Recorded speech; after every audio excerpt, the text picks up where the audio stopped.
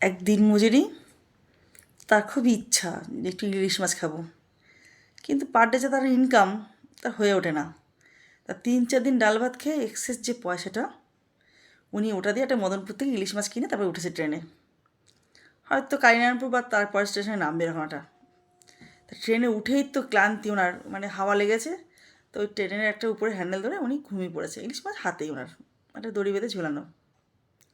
আর এক ভদ্রলোক হয়তো চাকদাটাতে এরকম জায়গাতে উঠেছে, তিনি শুটবুট পরা, ভালো বেশ, ঠিক আছে, হাতে তাল বেগুন দুটো, মানে অফিসার লোক, তুমি দেখলি বুঝো পোশাক আশাকে, মানে তার বডি ল্যাঙ্গুয়েজ যা বলে আর কি।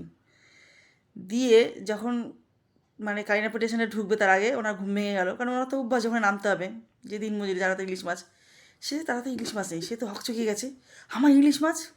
আশেপাশে লোক বলছে কি ইয়ে করছে না, কিসের আপনার ইলিশ মাছ, ইলিশ মাছের দাম, আপনি খেতে পারেন। যার হাতে তাল বেগুন তার হাতে ইলিশ মাছটা রয়েছে, দাদা আমার তো ইলিশ মাছ। কোষে কোষে চর মারবো, কী ভেবেছো আমি তাল বেগুন কিনতে পেরেছি আর ইলিশ মাছ কিনতে পারবো না? তুমি কি জানো আমি কি কাজ করি, আমার কত টাকা? ট্রেনে যারা ছিলেন সবাই ওনার সাপোর্ট নিলেন, কারণ উনি শুটবুট পরা, ওনার টাকা আছে, ওনার ক্ষমতা আছে, উনি ইলিশ মাছটা কিনে খেতে পারেন।